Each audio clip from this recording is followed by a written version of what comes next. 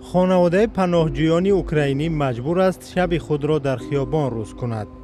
یوا پاپ و کودکانش بعد آغاز تجاوز روسیه از اوکراین گریختند.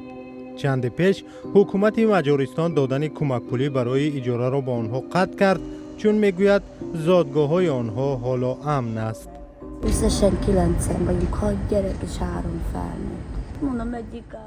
ما 9 نفریم، 6 کودک و 3 کلانسال.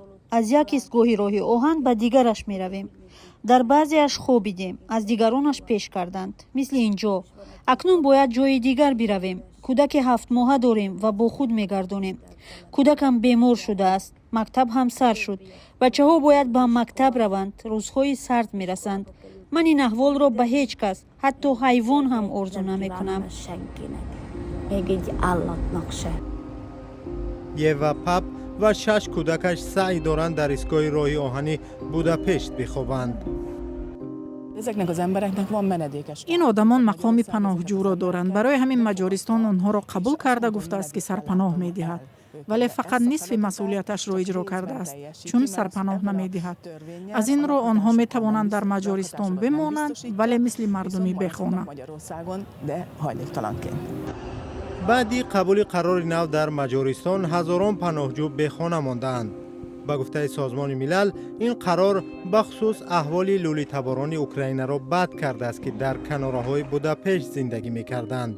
حق ندارند تمام شب در ایستگاه راه آهن بمانند. تا زمانی که سازمان‌های خیریه برایشان خانه نیابند در کوچه‌ها می‌خوابند. ما اینجا میگردیم تا جای پیدا کنیم. من یک گوشه را دیدم که تاریک و آرامتر است. خودتان میبینید که خوابیده میشود یا نه؟ اگر نشد باز میکوبیم. اینجا نیمکت ها هست که میتوانید نشسته دم گیرید تا که ایستگاه دیگر باره باز شود. پیدا کردن جای امن و پاکیزه برای خوابیدن در شب آسان نیست. به گفته سازمان ملل در اول تقریباً 1 میلیون اوکراینی به مجارستان گریخته بودند. حالا 65,000 نفرشان ماندند.